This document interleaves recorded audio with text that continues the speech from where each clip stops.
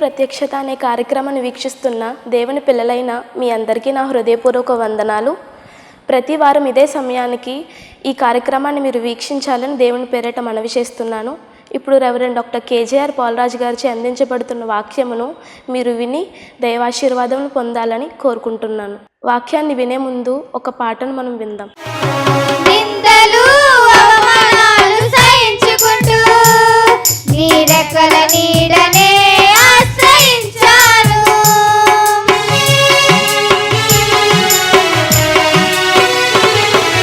నిందలు అవమానాలు సహించుకుంటూ నీ రెక్కల నీడనే ఆశ్రయించాను. నీ వాగ్దానములను చేతపట్టి నీ వాగ్దానములను చేతపట్టి నీ ముఖముపై దృష్టి ఉంచినానయా. నీ ముఖముపై దృష్టి ఉంచినానయా. అద్భుతం చేయమయా నా జీవితంలో నిన్నే నమ్మి ఉన్నానేసయ్యా. అద్భుతం చేయమయా నా జీవితంలో నిన్నే నమ్మి ఉన్నానేసయ్యా. నిన్నే నమ్ముకున్నాను. నీ వంటి వారు ఎవరయ్యా? నిన్నే నమ్ముకున్నాను. నీ వంటి వారు లేరయ్యా. అద్భుతం చేయమయా నా జీవితంలో నిన్నే నమ్మి ఉన్నానేసయ్యా. హల్లెలూయా. ప్రభునందు మిక్కిలి ప్రియమైన బ్లెస్సింగ్ ఛానల్ ద్వారా అందించబడుతున్నటువంటి దేవుని ప్రత్యక్షత అనేటువంటి కార్యక్రమానికి ఆహ్వానిస్తున్నటువంటి మీ అందరికీ కూడా మండపేట నుండి అందిస్తున్నటువంటి ప్రసారాలను బట్టి మేము సంతోషిస్తూ ఉన్నాం. మరి ఒక నూతన సంవత్సరంలో అనగా 2025వ సంవత్సరంలో దేవుడు మనల్ని ప్రవేశపెట్టినందుకు దేవునికే మహిమ కలుగునుగాక. హల్లెలూయా. మీరందరూ నూతన సంవత్సరంలో మన దేవుని ప్రత్యక్షత అనేటువంటి కార్యక్రమాన్ని వీక్షిస్తున్నందుకు నేను చాలా సంతోషిస్తూ ఉన్నాను. ఒక సంవత్సరం పాటు దేవుని వాక్యాన్ని అందించడానికి ప్రభు కృప చూపించారు. రెండవ సంవత్సరంలో దేవుడు మనల్ని ప్రవేశపెట్టినందుకు ఎంతో సంతోషంతో మీ ముందుకి మీ గృహాల్లోనికి దేవుడు నన్ను తోడుకొచ్చినందుకు నేను ఆనందిస్తూ ఉన్నాను. మంచిది. మరి చిన్న ప్రార్థన చేసుకుని దేవుని యొక్క వాక్యాన్ని ప్రారంభించేద్దాం. ఈ 2025వ సంవత్సరంలో మరి ఈ మొదటి వారంలో ఈ 2వ తారీఖున దేవుని యొక్క వాక్యాన్ని మీ యొక్క గృహంలోనికి దేవుడు నడిపించినందుకు ప్రార్థన చేద్దాం. దేవా మీకు వందనాలు, మీ స్తోత్రాలు. 2025వ సంవత్సరంలో ఈ యొక్క మొదటి వారంలో 2వ తారీఖున ప్రసారమయ్యేటువంటి ఈ యొక్క నాయన నీ మాటలను వింటున్న ప్రతి ఒక్కరిని ప్రతి కుటుంబాన్ని దీవించి ఆశీర్వదించమని, వాక్యమై ఉన్నవాడా మీరు మాతో మాట్లాడమని యేసు ప్రశస్తమైన నామములో అడుగుచున్నాం తండ్రి. ఆమేన్. ఎలా ఉన్నారమ్మా? అందరూ బాగున్నారని నేను తలస్తూ ఉన్నాను, ఆశిస్తున్నాను, సంతోషిస్తున్నాను. రండి వాక్యాన్ని మనం చదువుకుని మరి దేవుడు మనతో మాట్లాడేటువంటి మాటలను మనము ధ్యానం చేయడానికి సిద్ధపడదాం. లూకాసు వార్త 13వ అధ్యాయము 6, 7, 8, 9 వచనాలు. లూకాసు వార్త 13వ అధ్యాయము 6 నుండి 9 వచనాలు చదువుకుందాం. మరియు ఆయన వారితో ఈ ఉపమానం చెప్పెను. ఒక మనుష్యుని ద్రాక్ష తోటలో యొక్క ద్రాక్ష తోటలో అంజూరపు చెట్టు ఒకటి నాటబడి ఉండెను. అతడు దాని పండ్లు వెదక వచ్చినప్పుడు ఏమీ దొరకలేదు. గనుక అతడు ఇదిగో 3 ఏండ్ల నుండి నేను ఈ అంజూరపు చెట్టును పండ్లు వెదకు వచ్చుచూ ఉన్నాను, గాని ఏమీ దొరకలేదు. దొరకలేదు. దీనిని నరికివేయము, దీనిని నరికివేయమని, దీని వలన ఈ భూమియు ఎలా వ్యర్థమైపోవాలనని ద్రాక్ష తోటమాలితో చెప్పాను. అయితే వాడు అయ్యా నేను దాని చుట్టూ త్రవ్వి ఎరువు వేయి మట్టుకు ఈ సంవత్సరము కూడా ఉండనిమ్ము. ఒకవేళ అది ఫలించినా సరే లేని ఎడల నరికించి వేయమని చెప్పాను. తోటమాలి యజమానుడితో చెప్పాను. చాలండి, మంచిది. దేవుని మహాకృపను బట్టి ఈ యొక్క లేఖనాన్ని మనం చదివినటువంటి భాగాన్ని కాస్త ఆలోచన చేస్తే ఇక్కడ ఒక తోట కనిపిస్తూ ఉంది. ఏమిటి ఆ తోట? మనకి చాలా తోటలు కనిపిస్తాయి, కానీ ఈ తోట చాలా ప్రాముఖ్యమైనది. ద్రాక్ష తోట ఒక ప్రాముఖ్యమైనటువంటి తోట అయితే దానిలో ప్రత్యేకంగా అంజూరపు చెట్టు ఒకటి నాటించాడంట. ప్రియులారా, తోట అంతా ద్రాక్షలతో నింపబడింది, కానీ అందులో ప్రాముఖ్యంగా తోట యొక్క యజమానుడు అంజూరపు చెట్టును నాటించాడు. ప్రియులారా, మనం ఆలోచన చేస్తే తోటంతా ద్రాక్ష తోట అనగా సంఘానికి సాదృశ్యం.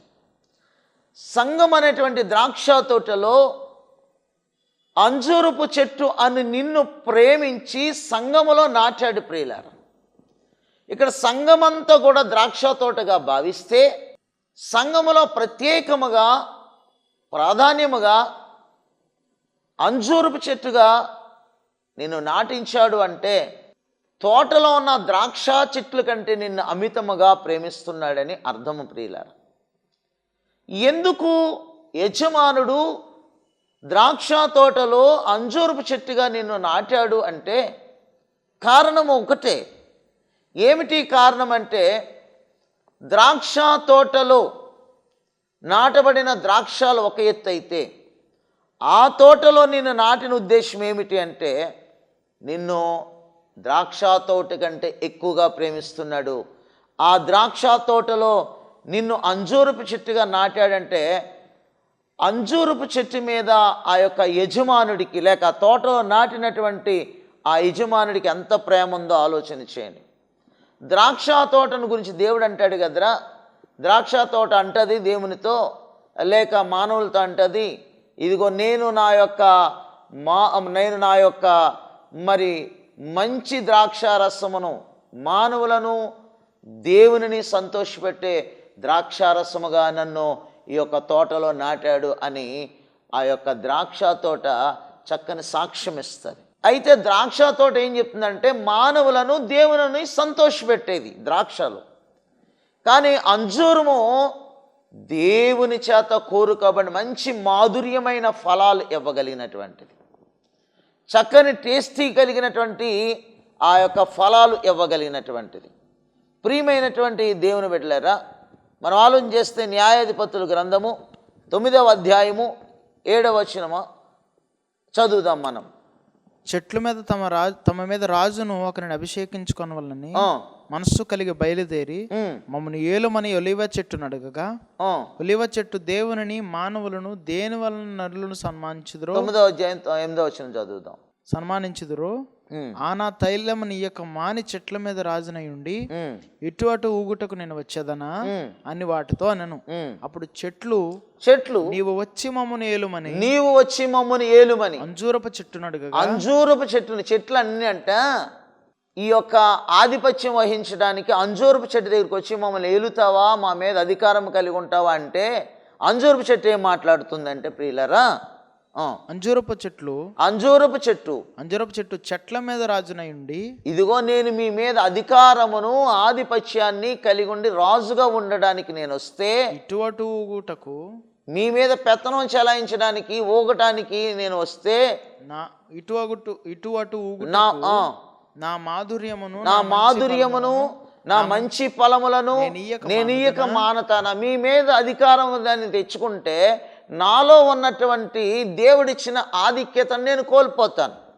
దేవుడు నాకు ఏ ఆధిక్యత ఇచ్చాడంటే మంచి మాధుర్యమును మంచి ఫలాలను ఇచ్చేటువంటి ఆధిక్యత ఇచ్చాడు అని ఆ యొక్క మరి అంజూరపు చెట్టు చెప్తోంది. దేవుడు అంజూరపు చెట్టును దేనికి పోల్చాడంటే దేనికి ఇష్టపడ్డాడంటే ఆ చెట్టుకి ఇచ్చిన ఆధిక్యత ఏమిటంటే మంచి పదార్థము, లేక మంచి ఫలములు, లేక మంచి మాధుర్యము. అంజూరపు చెట్టు ఆ యొక్క మంచి మాధుర్యము కలిగినటువంటిదిగా, దాని ఫలాలు మంచి మాధుర్యం. అయితే ద్రాక్ష తోటలో ఉన్నటువంటి విధానం ఏమిటంటే, ద్రాక్షలో ఉన్నటువంటి లక్షణం ఏమిటంటే దేవునిని మానవులను సంతోషపెట్టేటువంటిది. అయితే ఈ ద్రాక్ష తోటలో మంచి మాధుర్యము కలిగిన ఫలాలు కావాలని యజమానుడు ఇష్టపడ్డాడు. ప్రియులారా, ద్రాక్ష తోట అనే సంఘములో నేను ఒక మంచి మాధుర్యమైనటువంటి స్థితి కలిగి ఉండాలని దేవుడు నాటాడు. ద్రాక్ష తోట అనే సంఘములో నేను ప్రత్యేకముగా దేవుడు ఎందుకు నాటాడు అంటే, నువ్వు ప్రత్యేకించబడిన దానిగా దేవుడు గుర్తించాడు. తోటంతా మరి ఒక ఎత్తు అయితే, తోటలో నాటబడిన నీవు ప్రత్యేకమైన వ్యక్తిగా ఉండాలని, మంచి ఫలాలు ఇవ్వాలని, మంచి మాధుర్యమును కలిగి ఉండాలని దేవుని ఉద్దేశం. అయితే ఆ తోటలో ఆ యొక్క నాటబడినటువంటి అంజూరపు చెట్టు దగ్గరికట యజమానుడు ప్రతి సంవత్సరం కూడా వచ్చేవాడట. ఎలా వచ్చేవాడంటే, మొదటి సంవత్సరం వచ్చినప్పుడు ఆ యొక్క చెట్టు దగ్గర కాయలకు కనపడలేదు, ఫలాలు కనిపించలేదు, మాధుర్యమైనటువంటి స్థితి ఆ యొక్క అంజూరపు చెట్టులో కనబడలేదు. సరేలే అనుకుని రెండవ సంవత్సరం వచ్చాడట. రెండవ సంవత్సరం ఈసారైనా ఈ యొక్క మాధుర్యమైన ఫలాలు ఇస్తుంది ఈ చెట్టు, ఈ యొక్క అంజూరపు చెట్టు మంచి ఫలాలు కాసి ఉంటుంది, మంచి ఫలాలు కలిగి ఉంటుంది అని చాలా సంబరంతో వచ్చాడు, సంతోషంతో వచ్చాడు, ఆనందంతో వచ్చాడు. కానీ యజమానుడి ఆనందము ఆ చెట్టు దగ్గరికి వచ్చేసరికి అతనిలో కనపడలేదు. కారణం ఏంటంటే ఆ చెట్టు మాధుర్యమైన ఫలాలు ఫలించలేదు. సరే అని ఆ సంవత్సరం కూడా మరి చూసి వెళ్ళిపోయాడు. ఇదిగో ఎందుకు ఫలించటం లేదని తోటమాలిని అడిగితే, అయ్యా నాలో లోపం లేకుండా నేను ఆ చెట్టుకి ఎరువు చక్కగా వేస్తున్నాను, అయినా ఎందుకు ఫలించటం లేదో నాకు అర్థం కాకుండా ఉందని తోటమాలి యజమానుడితో చెప్పాడు. సరే నెక్స్ట్ ఇయర్ వస్తాను అని వెళ్ళిపోయాడు. మూడవ సంవత్సరం వచ్చింది. యజమానుడు మొదటి సంవత్సరం వచ్చినట్లుగానే, రెండవ సంవత్సరం వచ్చినట్లుగానే మూడో సంవత్సరం కూడా వచ్చాడు. వచ్చినప్పుడు ప్రియులారా, అక్కడ జరిగిన విషయం ఏంటంటే, మొదటి సంవత్సరం మరి అనుభవమే ఆ యజమానుడికి ఎదురైంది. రెండవ సంవత్సరం కూడా అదే పరిస్థితి. మూడవ సంవత్సరం కూడా అలాంటి పరిస్థితి వచ్చేసరికి యజమానుడికి బాధ కలిగింది. అప్పుడు యజమానుడు అంటూ ఉన్నాడు కదా, తోటమాలిని పిలిచి, బాబు ఇలా రా అన్నాడు. ఇది 3 years నుంచి ఫలాలు ఫలించట్లేదు, నేను ఎంతో ప్రేమతో తెచ్చుకున్నాను, మంచి మాధుర్యము కలిగినటువంటి ఫలాలు ఇస్తుందని, మంచి శ్రేష్టమైన ఫలాలు ఇస్తుందని ఎంతగానో ప్రేమిస్తూ ఉన్నాను. మొదటి సంవత్సరం ప్రేమ కలిగి వచ్చాను, నిరాశతో పంపించేసింది చెట్టు. రెండవ సంవత్సరం కూడా ప్రేమ కలిగి వచ్చాను, దాని ఫలాలు తినాలని వచ్చాను, దాని ఫలాలు ఆస్వాదించాలని వచ్చాను. కానీ మాధుర్యమైనటువంటి ఫలాల కొరకు ఎదురు చూస్తే ఆ యొక్క మాధుర్యమైనటువంటి స్థితి ఈ యొక్క చెట్టులో కనపడలేదు అని చెప్తా ఉన్నాను. మూడో సంవత్సరం వచ్చాను, మూడో సంవత్సరం కూడా ఈ మాధుర్యమైనటువంటి జీవితము ఈ యొక్క చెట్టులో కనబడలేదు అని చెప్తా ఉన్నాడు. ప్రియులారా, చెట్టు ఎవరిని చూపిస్తుందంటే వ్యక్తిగతంగా ఉన్నటువంటి నీ జీవితాన్ని చూపిస్తుంది. చెట్టు నీ కుటుంబానికి సాదృశ్యంగా ఉంది. ఈ చెట్టు మరి నీ యొక్క వంశానికి సాదృశ్యంగా ఉంది. ఈ చెట్టు మానవుని యొక్క జీవితానికి సాదృశ్యంగా ఉంది. ఈ చెట్టు సంఘానికి సాదృశ్యంగా ఉంది. ఈ చెట్టు వంశానికి సాదృశ్యంగా ఉంది. ఈ చెట్టు మరి గ్రామానికి సాదృశ్యంగా ఉంది. ఈ చెట్టు దేశానికి సాదృశ్యంగా ఉంది. ఈ చెట్టు రాజరికానికి సాదృశ్యంగా ఉంది. ఈ చెట్టు ప్రపంచానికి కూడా సాదృశ్యంగా ఉంది. ప్రియులారా, ఈ చెట్టు మనం ఆలోచన చేస్తే వ్యక్తిగతంగా మనుషునికి సాదృశ్యంగా ఉంది. నీవెందుకు ఫలించలేకపోతున్నావు అని దేవుడు అడుగుతున్నాడు. నిన్ను నేను మంచి సంఘములో నాటాను కదా, మంచి సంఘములో నేను నియమించాను కదా, మంచి సంఘములో దీవెనకరమైనటువంటి స్థలములో నేను నాటాను కదా, నువ్వెందుకు ఫలించటం లేదని దేవుడు నిన్ను అడుగుతున్నాడు ఈ యొక్క సాయంకాల సమయంలో. ప్రియ దేవుని బిడ్డలారా, ఇదిగో 3 సంవత్సరాల నుంచి ఆ యొక్క తోటను చూస్తూ, తోటలో ప్రత్యేకంగా నాటబడినటువంటి ఆ యొక్క అంజూరపు చెట్టును చూస్తున్నాడు దేవుడు. ప్రియులారా, నువ్వు ఫలించకుండా ఎన్ని సంవత్సరాలు ఉంటావు? అయితే యజమానుడు అంటున్నాడు, ఇదిగో ఫలించని చెట్టు ఈ ఫలించే చెట్ల మధ్యన ఎందుకు? ఫలించినటువంటి చెట్లు ఈ యొక్క తోటలో ఎందుకు?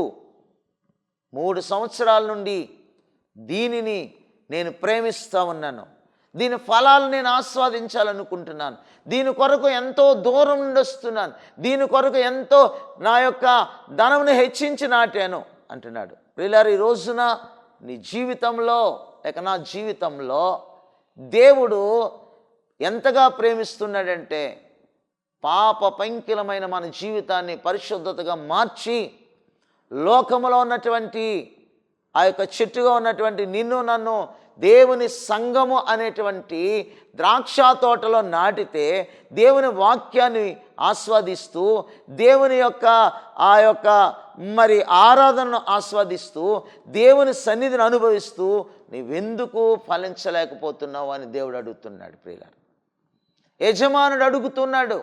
ఎవరిని అడుగుతున్నాడంటే తోటమాలిని కూడా అడుగుతున్నాడు. తోటమాలి ఎందుకు ఫలించటం లేదు? ఈ తోటమాలి ఎవరో తెలుసా? ప్రభు అయిన యేసుక్రీస్తు. యేసుక్రీస్తుని అడుగుతున్నాడు తండ్రి అయినటువంటి దేవుడు. ఎందుకు ఫలించలేకపోతున్నాడు ఆ బిడ్డ? ఎందుకు ఫలించలేకపోతుంది ఆ బిడ్డ? ప్రియులారా, నిన్ను ఎంత ప్రేమగా ప్రేమించి మంచి తోటలో ఎందుకు నాటాడు అంటే మంచి ఫలాలు ఫలించాలని. ఈరోజున ఫలించినటువంటి తీగలన్నీ కూడా నరికివేయబడతాయి. అయితే అంజూరపు చెట్టుని ఎంతగా ప్రేమిస్తున్నాడంటే దేవుడు ప్రేమించడమే కాదు, లేక యజమానుడు ప్రేమించడమే కాదు, తోటమాలైనటువంటి యేసుక్రీస్తు కూడా ప్రేమిస్తున్నాడు. అయ్యా, తండ్రి అయినటువంటి యజమానుడితో చెప్తున్నాడు, తోటమాలైనటువంటి యేసుక్రీస్తు ప్రభువారు, అయ్యా ఈ సంవత్సరం ఉండని అయ్యా, దాని చుట్టూ త్రవ్వి, ఏమంటున్నాడు, దాని చుట్టూ త్రవ్వి ఎరువు వేయి మట్టుకు ఈ సంవత్సరము కూడా ఉండనిమ్ము. దాని చుట్టూ త్రవ్వుతాను. చుట్టూ త్రవ్వటం అంటే ఏంటి? నీ యొక్క జీవితం అంతా పరిశీలన చేసి నిన్ను ఎదగకుండా ఉండేటువంటి దేవునికి అవిధేయమైన క్రియలు ఏవైతే ఉంటాయో అవి నేను తీసేస్తాను. ఒక మొక్క ఎదగపోవడానికి ఫలించపోవడానికి కారణం ఏమిటంటే దాని ఫలింపును అడ్డుకునేటువంటివి చెల్ల పెంకులు కానీ, గాజు పెంకులు కానీ, రాళ్ళు కానీ, ఇదిగో ఇతరమైనటువంటివి కానీ వాటి మొదల్లో ఉన్నప్పుడు, లేక దానికి ఫలించడానికి అడ్డుబండగా ఉన్నప్పుడు అవి తీసివేసి చక్కగా దాని చుట్టూ త్రవ్వి ఆ వేర్ల దగ్గర అవి ఉన్నట్లయితే వాటిని తీసివేసి చక్కగా ఎరువేసి నీళ్లు పెడతాను అని తోటమాలి బ్రతిమలాడుతున్నాడు. ఎవరు ఆ తోటమాలి? ప్రభు అయిన యేసుక్రీస్తు. ఆయన వాక్యం చేత నేను సరిచేయాలనుకుంటున్నాడు. అయితే నువ్వు వస్తున్నావు, వింటున్నావు, వెళుతున్నావు, వాక్యాన్ని హృదయంలో ఉంచుకోలేకపోతున్నావు. అందుకనే ఎంత వాక్యం అనేటువంటి ఎరువు నీకు అందించినా నువ్వు ఫలించలేకపోవడానికి కారణం అదే. 3 సంవత్సరాల నుంచి వస్తున్నాడు తండ్రి అయినటువంటి దేవుడు, యజమాని అయినటువంటి దేవుడు 3 సంవత్సరాల నుంచి నిన్ను ప్రేమిస్తూ నీ దగ్గరకు వస్తూ నీ ఫలాలు ఆస్వాదించడానికి ఇష్టపడుతుంటే నీవు ఫలించిన స్థితిలో ఉండడం ఎంత దౌర్భాగ్యం. నువ్వు ఫలించిన స్థితిలో ఉండడం ఎంత విచారం. నువ్వు ఫలించిన స్థితిలో ఉండడం, తోటలో ఉంటూ తోటలో ఉన్నటువంటి ఎరువుని నువ్వు సేవిస్తూ తోటలో ఉన్నటువంటి ఆ యొక్క యజమానుడి యొక్క ప్రేమను కనుగొన్నటువంటి ఆ యొక్క తోటమాలి నిన్ను చక్కగా చూచినప్పటికీ కూడా నువ్వెందుకు ఫలించలేకపోతున్నావు? నా ప్రియమైన దేవుని బిడ్డలారా, అయితే దేవుడు అంటున్నాడు, ఇక సమయం అయిపోయింది, నరికేయమంటే తోటమాలి అంటున్నాడు, అయ్యా ఈ సంవత్సరము కూడా వండనేమో, ఇది ఫలించే సంవత్సరముగా నేను మారుస్తాను దీనిని, ఈ సంవత్సరం ఫలించాలని నేను ఎరువు వేస్తాను, చుట్టూ కూడా త్రవ్వుతానయ్యా. ఏమండి, తోటమాలికి నీ పట్ల ఎంత ప్రేమ ఉంది. ఆ తోటమాలి అనబడినటువంటి యేసుక్రీస్తుకి నీ మీద ఎంత ప్రేమో, ఎంత ప్రేమో. నువ్వు 2023లో ఫలించకపోయినా, 2024లో ఫలించకపోయినా, ఈ 2025వ సంవత్సరం అనగా 3వ సంవత్సరం నువ్వు ఫలించాలని తోటమాలి కోరుకుంటున్నాడు. నువ్వు వృద్ధిలోనికి రావాలని దేవుడు కోరుకుంటున్నాడు. నువ్వు ఆశీర్వాదంతో నింపబడాలని ఆయన ఇష్టపడుతున్నాడు.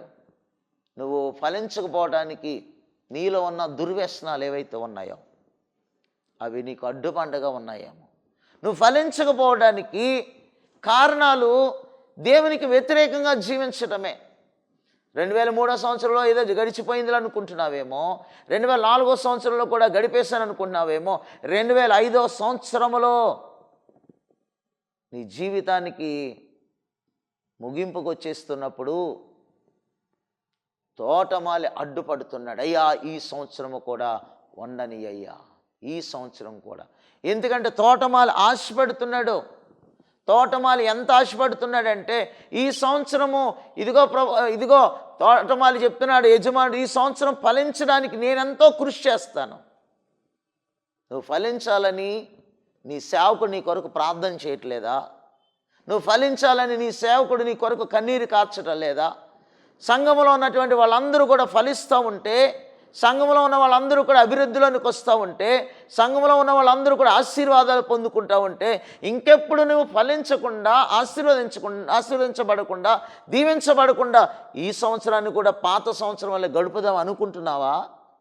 వద్దు వద్దు. నా ప్రియ స్నేహితుడా, సోదరి, ఈరోజు నేను నీతో ఒక అన్నగారిలాగా, ఒక సోదరుడిగా, లేక ఒక సేవకుడిగా, ఒక ఆత్మీయ నాయకుడిగా, ప్రవక్తగా, యాజకుడిగా, దేవుని సేవకుడిగా, నీ తోటి సోదరుడిగా నేను చెప్పే మాట ఏమిటంటే 2025లోకి వచ్చే సంతోషపడుతున్నావేమో, నీ టైం అయిపోయిందన్న సంగతి నీకు తెలియదు. చెప్తున్నాడు టైం అయిపోయింది అంటున్నాడు. ఎవరండి? యజమానుడు. వద్దు, ఇంకా ఈ భూమి ఈ యొక్క మాధుర్యమిస్తుంది అనుకున్నటువంటి ఈ యొక్క అంజూరపు చెట్టు వలన భూమి వ్యర్థమైపోతుంది. తోటమాలి నరికేసాయంటే తోటమాలి యజమానుని బ్రతిమలాడుతున్నాడు. అయ్యా ప్లీజ్ ప్లీజ్ ఒక్కసారి నా మీద కరుణించయ్యా, ఈ సంవత్సరం మటుకు వదిలేయ్యా, ఈ సంవత్సరం నేను ఇంకా త్రవ్వుతాను, ఇంకా ఇంకా ఇంకా అని ప్రేమ చూపిస్తున్నాడు దేవుడు. ఇంకా ఇంకా ఇంకా ఇంకా నీ మీద ప్రేమ చూపిస్తున్నాడు, నువ్వు ఫలించాలని, అభివృద్ధి చెందాలని.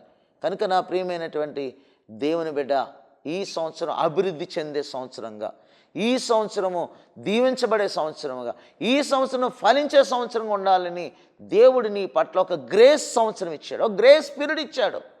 ఈ 2025 సంవత్సరము నీకు ఒక గ్రేస్ పీరియడ్. నీ టైం అయిపోయింది.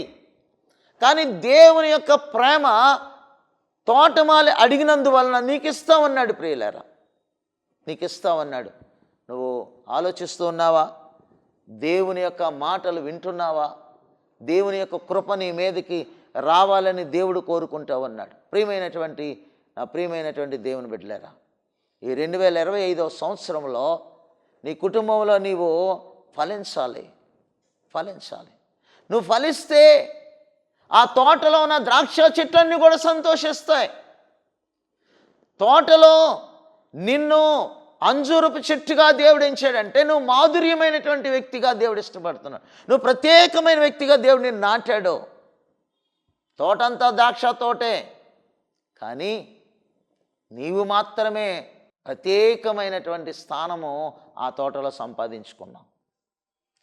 ఈ యొక్క ద్రాక్ష తోట అనబడినటువంటి సంఘములో దేవుడు ఒక ప్రత్యేకమైన వ్యక్తిగా నిన్ను చూడాలనుకుంటున్నాడు. ప్రత్యేకమైన కార్యాలు చేయాలని దేవుడు నీ పట్ల జరిగించాలని ఆయన ఇష్టపడుతున్నాడు. ప్రత్యేకంగా నీవు ఒక ప్రత్యేకమైన స్థానంలో ఉండాలని దేవుడు కోరుకుంటున్నాడు. నేను ఎంత గనునుగా చేయాలనుకుంటున్నాడో, కానీ నీవు తోటలో ఉంటూ కూడా, తోటలో ఎరువుని సేవిస్తూ కూడా, తోటలో జీవిస్తూ కూడా ఫలించలేకపోవడం ఎంత విచారము. ఎందుకు ఫలించలేకపోతున్నావు? తోటంతా ఫలించినప్పుడు నువ్వెందుకు ఫలించలేకపోతున్నావు? ఆ తోటలోనే ఉన్నావు కదా, ఆ తోటలో మిగిలినట్లు చెట్లన్నీ తీసుకున్నటువంటి ఆ యొక్క ఆహారమును తీసుకుంటూ ఉన్నావు కదా, ఆ ఎరువును తీసుకుంటూ ఉన్నావు కదా, అయినప్పటికీ నీవెందుకు ఫలించలేకుండా ఉన్నావు? సేవకుడిగా నేను అడుగుతూ ఉన్నాను, దేవుని సేవకుడు అడుగుతూ ఉన్నాను. ప్రియ సోదరి సోదరుడా, మీకు నమస్కరించి నేను మిమ్మల్ని కోరుతూ ఉన్నాను. ఈ 2025 సంవత్సరమైన నువ్వు ఫలించాలి తల్లి. నువ్వు మంచి జీవితంలోనికి రావాలి. లోకాశలు విడిచిపెట్టు, లోక తలంపులు విడిచిపెట్టు, లోకంలో ఉన్న ఉద్దేశాలు విడిచిపెట్టు. నువ్వు తోటలో ఉన్నావు కదా, దేవుని సంఘం అనే తోటలో ఉన్నావు కదా, మంచిగా పాటలు పాడొచ్చు, మంచిగా వాక్యం చదువుతూ ఉండొచ్చు, మంచిగా ప్రార్థన చేస్తూ ఉండొచ్చు, కానీ దేవుని కార్యం నీలో జరుగుతూ ఉందా? తోటలో ఉన్నావు, సంఘం అనే తోటలో ఉన్నావు. నువ్వు ఏ విధంగా ఫలించావు? ఫలిస్తున్నావా? ఫలించకుండా ఉన్నావా? నువ్వు ఫలించకపోతే సేవకుడు దుఃఖపడతాడు. నువ్వు ఫలించకపోతే తోటమాలైనటువంటి యేసుక్రీస్తు ప్రభు దుఃఖపడతాడు. అంతేకాదు తండ్రి అయినటువంటి దేవుడు కూడా కన్నీరు విడుస్తున్నాడు. ప్రియ దేవుని బిడ్డ, ఈరోజు నీకు ఒక 2025 సంవత్సరం గ్రేస్ పీరియడ్గా దేవుడు నీకు ఇచ్చి ఉండొచ్చు. ఈ సంవత్సరం ఫలించు, దేవుని దీవెనలు నీకు మెండుగా ఉంటాయి. దేవుడు నిన్ను మనలందరినీ ఆశీర్వదించునుగాక. ఆమేన్. ప్రార్థన చేద్దాం. దేవా, మీకు వందనాలు చెల్లిస్తూ ఉన్నాను. ఇదిగో ఈ సమయంలో నాయన, అయ్యా, ఇదిగో ద్రాక్ష తోటలో అంజూరపు చెట్టు అనబడిన మమ్ములను మీరు నాటారు. మేము ఈ సంవత్సరం ఈ రోజు మొదలుకొని మేము ఫలిస్తాము తండ్రి అని ఎవరైతే ప్రభువా నాయన ఈ వాక్యాన్ని విని నీ యొద్ద ఒడంబడి చేసుకుంటున్నారో వారందరినీ దీవించి ఆశీర్వదించి కృప చూపించి సహాయం చేయమని మహిమ ఘనత ప్రభావం మీకు ఆరోపిస్తూ యేసు ప్రశస్తమైన నామమున అడిగి వేడుకుంటూ ఉన్నాము తండ్రి. ఆమేన్. అందరికీ వందనాలు. అగ్నిగుండము నుండి నీవు విడిపించినావు, సింహపు నోటి నుండి మరణము తప్పించినావు.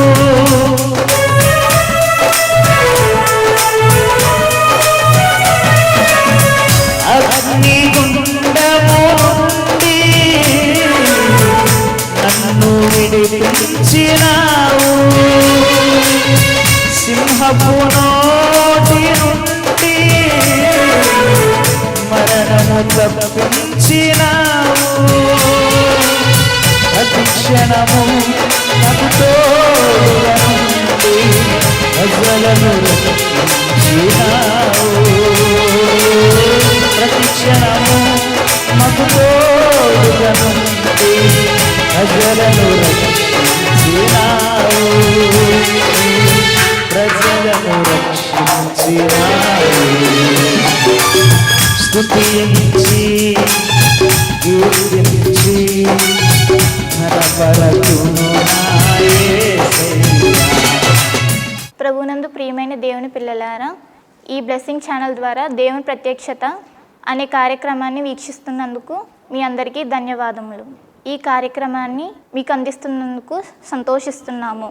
ఈ భారభారతమైన పరిచర్యలో మీ వంతుగా మీరు కొద్దిపాటి ఆర్థిక సహాయాన్ని అందించుటకు మీ వంతుగా గుప్పులు విప్పాలని కోరుతున్నాము. కనుక మీ కానుకలను ఫోన్పే ద్వారా పంపి ఆశీర్వదించబడాలని కోరుతున్నాము. దేవుని మిమ్మల్ని దీవించునుగాక. ఆమేన్. మా చిరునామా reverend doctor KJR Polaraj garu, New Jerusalem central church, Saidilpeta, Mendapeta, doctor BR Ambedkar, Konaseema district, Andhra Pradesh. మా సెల్ నంబర్స్ 9676497742 మరియు 9618277996.